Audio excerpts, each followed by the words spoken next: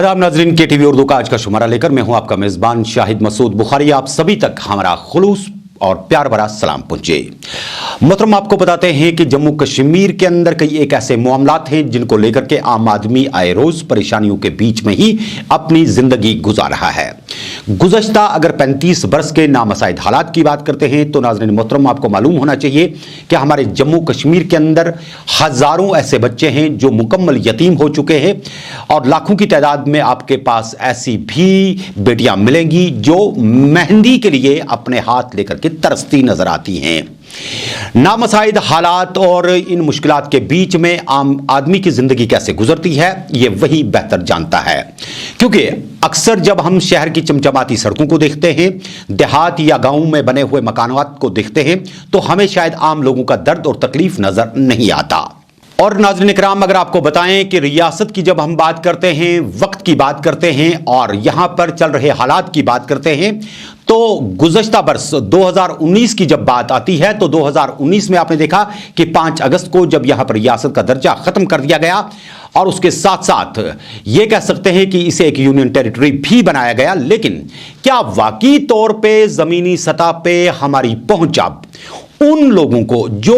हम ये कहते हैं कि टर्माइल के जरिए, जिनको हम ये कहते हैं कि नामसाइद हालात के जरिए, या जिनकी हम ये बात करते हैं कि वो किसी ना किसी तरीके से तशद्दुद का शिकार हुए, तशद्दुद के विक्टिम्स हैं, क्या हम विक्टिम ऑफ वायलेंस जिन लोगों को कहते हैं उन तक हमारी कोई रसाई होती है? नहीं होती है। सही मानों में अगर देखा जाए तो हमारे जम्मू कश्मीर के अंदर एक बड़ा मामला चलता आया है, वो ये कि नामसाइद हालात के बीच में 35 बरस के दौरान यहां पर हजारों ऐसे यतीम खाने भी खुल गए जिन यतीम खानों को कुछ खुदगर्ज अनासिर ने सिर्फ अपने मकासिद के लिए खोल के रखा और इस तरह से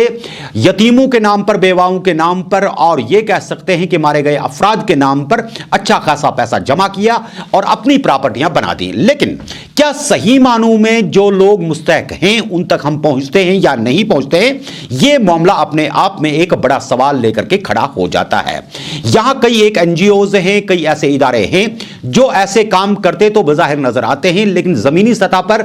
क्या सही मानों में विक्टिम ऑफ वायलेंस जो बने, हम ये कहेंगे कि तशद्दुद चाहे उधर का हो चाहे इधर का हो, चाहे लोग यहां से मारे गए या वहां से मारे गए, कोई बम धमाके में मारा गया और कोई क्रॉस फायरिंग के बीच में मारा गया, कोई नामालूम मुसल्लह अफराद के हाथों मारा गया तो कोई किसी जगह पर फोर्सेस के हाथों मारा गया, क्या सही मानों में जो आम कश्मीरी मर रहा है, जब हम इंसानियत के कत्ल होने की बात करते हैं तो क्या इन कत्लगाहों में जो लोग मुतासिर होते हैं, जिनके बच्चे पीछे यतीम होकर के रह जाते हैं, क्या सही मानों में उनके लिए भी हमारे पास कोई पॉलिसी है? नहीं है। क्यों लोग एकदम बरहम हो जाते हैं जब भी कोई सियासतदान सियासत की कोई बात करता है? क्यों आए रोज हम देखते हैं कि जो हमारा सोशल मीडिया है उस पर जो इस तरह के कमेंट्स आते हैं, जिन कमेंट्स को लेकर के आम आदमी को यह पता भी नहीं होता कि इतने गलत जो तासुरात हैं वो फेसबुक पर क्यों आ रहे हैं? कहीं ऐसा तो नहीं है कि जो एग्रेशन इस वक्त सोशल मीडिया के जरिए आ रही है, जो नाराजगियां लोगों की दिख रही हैं, कहीं ऐसा तो नहीं है कि असल असलाफ को भूल करके हम, असल टारगेट को भूल करके हम कुछ ऐसी चीजों के पीछे पड़ गए हैं जो चीजें सही मानों में बाद में भी हो सकती थी, लेकिन इन यतीमों, बेवाओं और ऐसे लोगों की तरफ भी हमें तवज्जो देने की जरूरत थी जो वक्त की अहम जरूरत है। हम ये नहीं कहते कि यहां के सारे यतीम खाने जो हैं वो खुदा ना खास्ता 2 नंबर काम करते हैं, हम ये नहीं कहते कि सभी एनजीओ जो हैं वो लूट खसूट में ही लगी हैं, लेकिन क्या सही मानों में उन लोगों की रसाई यहां पे मुमकिन हो पा रही है जिन लोगों के लिए सिर्फ एक ही सहारा बनता है कि एक ऐसे जम्मू कश्मीर के बीच में वो रहते हैं जहां पर उनकी दाद रसी हो सके? इस हवाले से नाज़रीन आपको बताते हैं कि यूटी बनने के बाद यहां पर लोगों को यह तासुर दिया गया था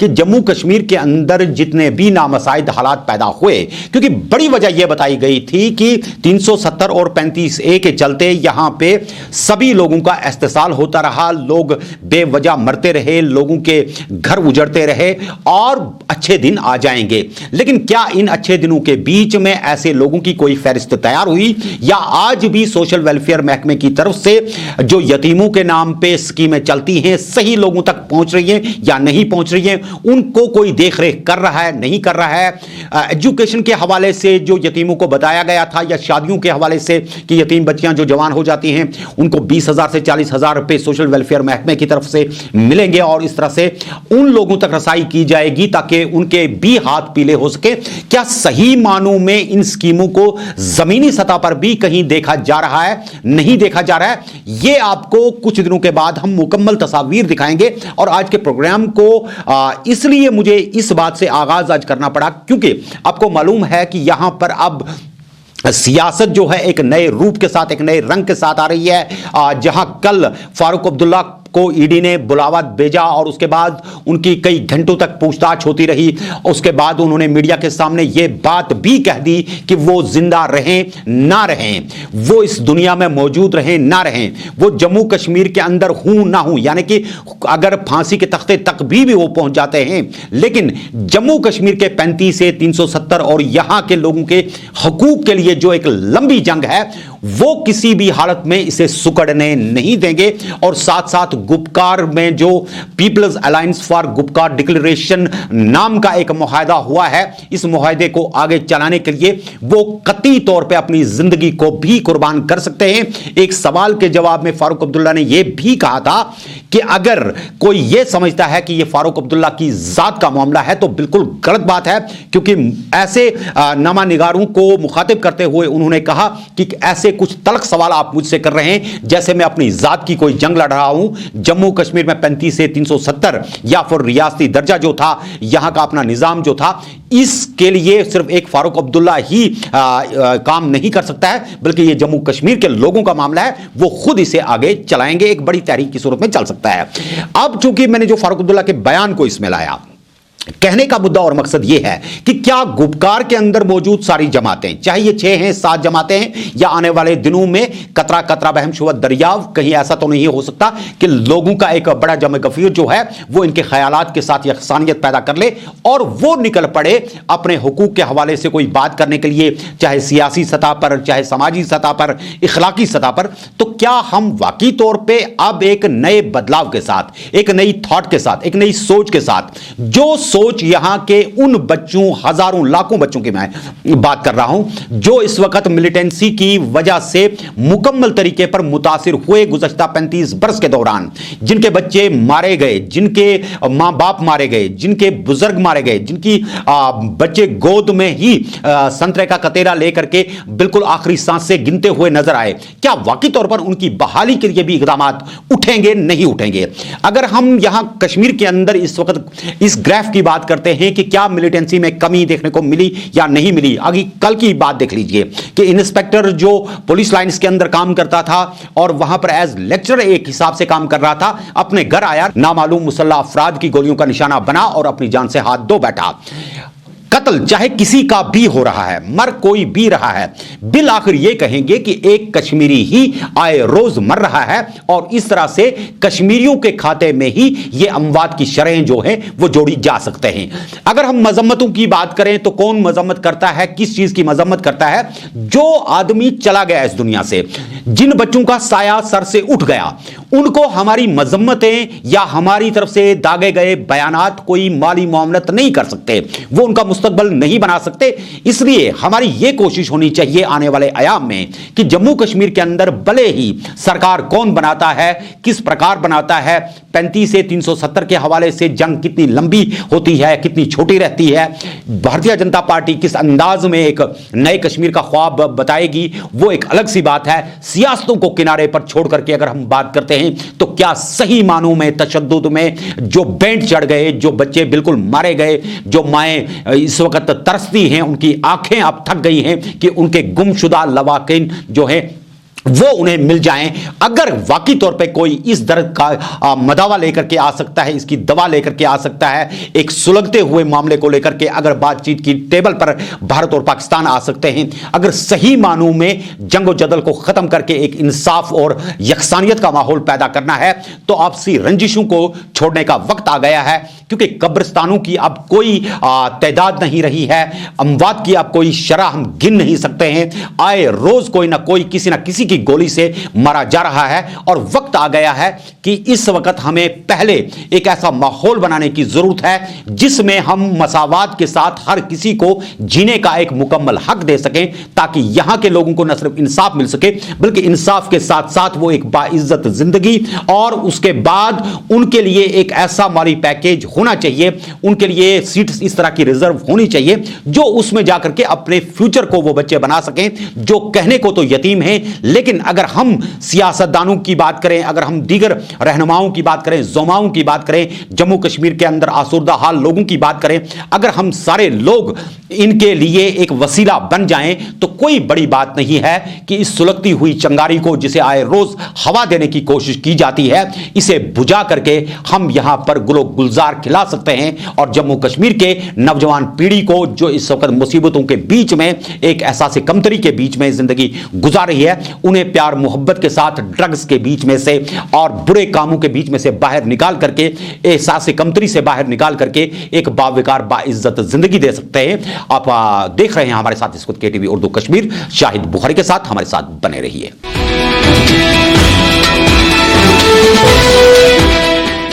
नाज़रीन किराम, आपका खैर मकदम है एक मरतबा फिर प्रोग्राम में। नाज़रीन, आपको बताते हैं कि जम्मू कश्मीर के अंदर कोविड-19 के चलते अभी भी कई ऐसे प्रोटोकॉल्स हैं जिनको फॉलो करने के लिए आए रोज यहां पर सेहत से जुड़े हुए लोग हिदायत भी जारी करते हैं। अमवात की शरह देखें तो उसमें भी कोई ज्यादा कमी देखने को नहीं मिलती। यह भी नहीं कहेंगे कि लोग ठीक नहीं हो रहे, जी हां, लोग ठीक भी हो रहे हैं, लेकिन इसके साथ साथ एक बड़ी फिक्र भी लोगों को लाहक है कि किस तरीके से इस बीमारी के लिए अपने आप को बचाने का कोई तरीका निकाला जाए जिसका अभी दुनिया में कोई इलाज नहीं है।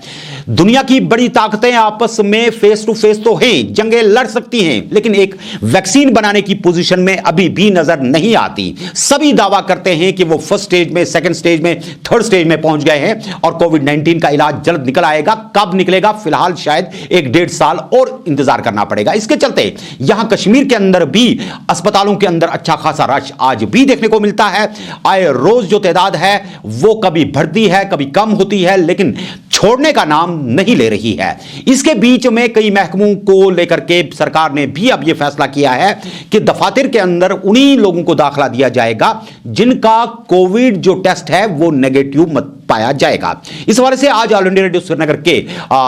ये कह सकते हैं कि कंपाउंड में भी बाज़ाब्ता तौर पर कोविड-19 के रैपिड टेस्ट किए गए और इस हवाले से वहां पर जो मुलाजमीन थे वो बड़ी तादाद में जमा हुए और अपने टेस्ट करवा रहे थे, क्योंकि ये एक ऐसा अवामी नशरियाती इदारा है जहां पर आम आदमी रोज जाता है, आम बच्चे जाते हैं, ताकि वहां पर जो मुलाजमीन हैं उनको सेफ रखा जाए। इस हवाले से कुछ वहां पर आज टेस्ट हुए, हम आपको दिखाते हैं कुछ झलकियां।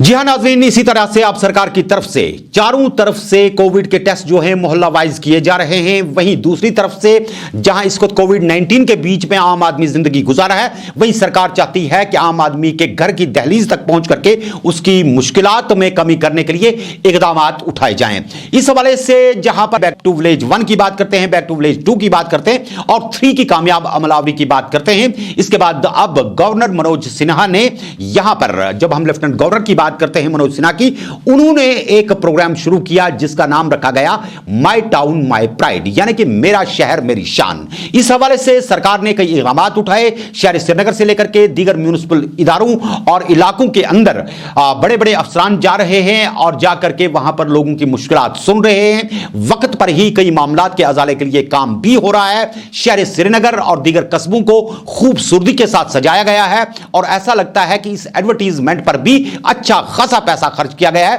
ताकि लोगों की तवज्जो जो है इस तरफ मबजूल करवाई जाए और लोग अपने मसाइल के हवाले से बराह रास्त अफसरान से राब्ता कायम करके अपने कस्बों के हवाले से, अपने टाउन्स के हवाले से बिल्कुल जागरूक हो जाएं और जाकर के अपने मसाइल का हल वहां पर तलाश करें ताकि सरकारी मुलाजमीन, सरकारी अफसरान और गवर्नर के जो मशीर हैं या खुद लेफ्टिनेंट गवर्नर हैं, वो जहां जहां भी जाते हैं वहां पर लोगों से मिल करके कोशिश करते हैं कि किसी तरीके से आम आदमी जो इसको मुश्किलात के बीच में है उसे बाहर उससे निकाला जाए। जब तक यहां रियासत का वापस दर्जा मिलता है, जैसे कि कल अमित शाह ने बताया, उनने बताया कि मनोज सिन्हा बहसत लेफ्टिनेंट गवर्नर एक अच्छा काम वहां पर कर रहे हैं। क्या सही मानों में काम की रफ्तार ऐसी ही रहेगी? क्या आवाम के मसाइल और मुश्किलात में कोई कमी पेशी जमीनी सतह पर आने वाले आयाम में नजर आएगी? यह आने वाला वक्त ही बताएगा। इस हवाले से आपको नाज़रीन किराम बताते हैं कि जो ये तस्वीर इसको आप स्क्रीन पर देख रहे हैं, ये लाल चौक से ली गई आज की ताजा तस्वीरें हैं। इस हवाले से आपको खुद अंदाजा हो सकता है